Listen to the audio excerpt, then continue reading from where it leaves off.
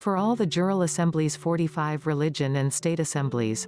March 20, 2019 by Anna von Reitz. While it is each state's right to determine its day-to-day organizational course within the public law, the organic law, and the international treaties we inherit, it requires negotiation with the other states and the convening of a Continental Congress to address issues of fundamental change. Various religious groups have offered to take over and use the reins of the civilian government to promote their own beliefs and practices, which is a violation of the fundamental separation between church and state. While the vast majority of our ancestors were Christian, most of them had suffered or had family members who suffered religious persecution. They well understood that giving the government any oversight at all of religion led to abuses of religious freedom. To secure and guarantee religious freedom for themselves, they guaranteed the same for everyone and set religion outside the purview of government.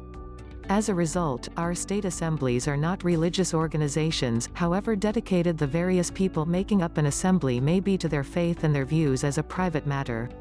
Most state assemblies traditionally have a chaplain and open with a prayer or moment of silence, allowing members to say a prayer prior to their business meetings, a prudent and respectful practice that does not however suggest that the nature of the assembly itself is anything but that of a secular and civilian government.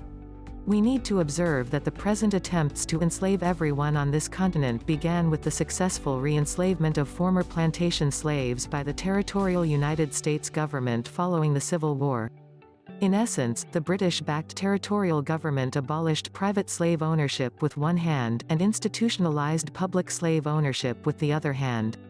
Because we did not understand what they were doing and it did not affect us, we did not object, and this insidious form of enslavement originally applied to Black Americans has eventually borne its cancerous fruit in the present attempt to enslave all Americans. These abuses are typical of what happens when the coercive force of government is allowed to impinge upon any natural right, and the reason that the founders placed such issues as free speech, religious freedom, and freedom of assembly beyond the reach of government. We would do well to remember the lessons they had already learned the hard way and to respect our history and our foundational principles. It is also worth observing that by far the majority of the churches in this country took the bait and incorporated their operations as franchises of commercial corporations, thereby subjecting themselves to the international jurisdiction of the sea, which is ruled by Satan. If they were not wise enough to save themselves as churches, why should we assume that their leadership in the secular realm would be better informed? Let each man and woman hold firmly to their best ethical standards and with good faith and common sense and clarity of purpose move forward together.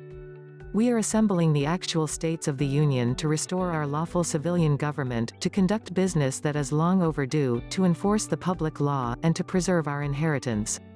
To succeed, we need to keep focused. Please hit subscribe, like, share, embed, and get ready for many more Anna von Reitz article videos.